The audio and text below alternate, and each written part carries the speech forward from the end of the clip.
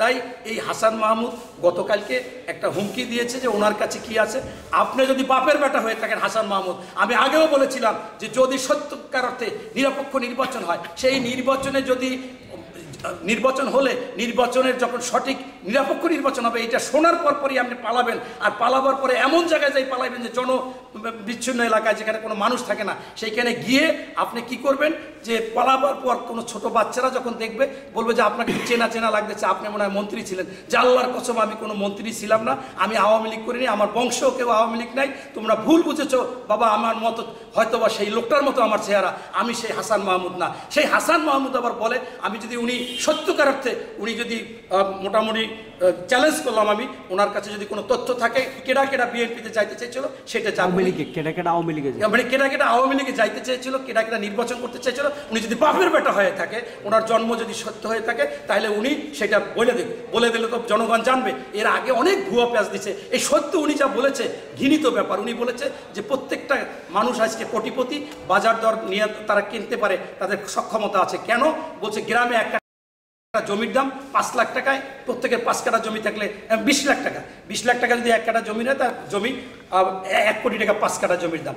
আমি ওনাকে চ্যালেঞ্জ করে বলতেছি আমার পৌরসভায় বাড়ি আছে, আমার 20 লাখ টাকা কাটা লাগবে না, 1 লাখ টাকা করে উনি কাটা কিনুন, আমি এ গ্রেডের পৌরসভার মধ্যে আমার জমি।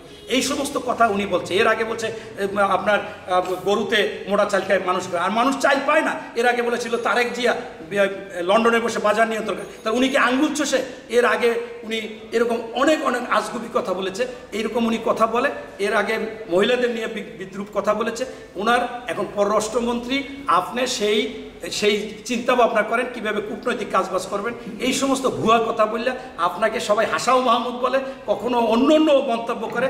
আপনি যে বক্তব্য দেন, দেওয়ার পর কালবেলা বা অন্য যে পত্রিকা ছাড়ে মানে অনলাইনে, আপনি একটু পড়বেন, পড়ে দেখবেন যে একজন লোক আপনার পক্ষে কথা বলে কিনা। সবাই আপনাকে ঘৃণিত চোখে দেখে, সমালোচনা করে, যা তা বাজে মন্তব্য করে। আপনাকে পড়ার অনুরোধ রইল। সবচেয়ে বড় কথা, মুক্তিযোদ্ধা মন্ত্রী তিনি বলেছিলেন কোন দলে কতজন রাজাকার আছে।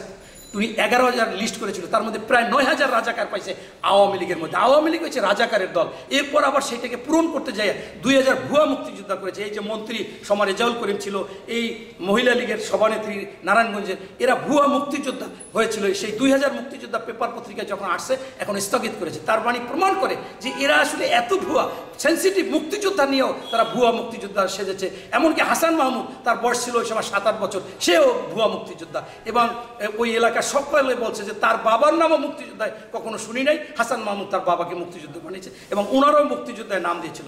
শেখ হাসিনা পর্যন্ত বা আওয়ামী লীগের বড় বড় নেতারা বলে যে আমরা মুক্তিযুদ্ধের সপক্ষের দল, আর আমরা বিএনপি বলি আমরা মুক্তিযুদ্ধের দল। কেন বলি?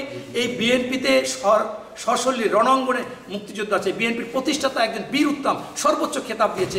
ওনারা যে যা বলুক, ওনাকে সর্বোচ্চ খেতাব কে দিয়েছে বঙ্গবন্ধু শেখ মুজিবুর রহমান। এবং কোনো প্রশ্ন নাই, সবচাইতে বেশি অবদান তার। এবং এই বিএনপির মধ্যেই সবচেয়ে বেশি বীর উত্তম এবং এই বীর বিক্রম এবং মুক্তিযোদ্ধা আছে, এখনও আছে।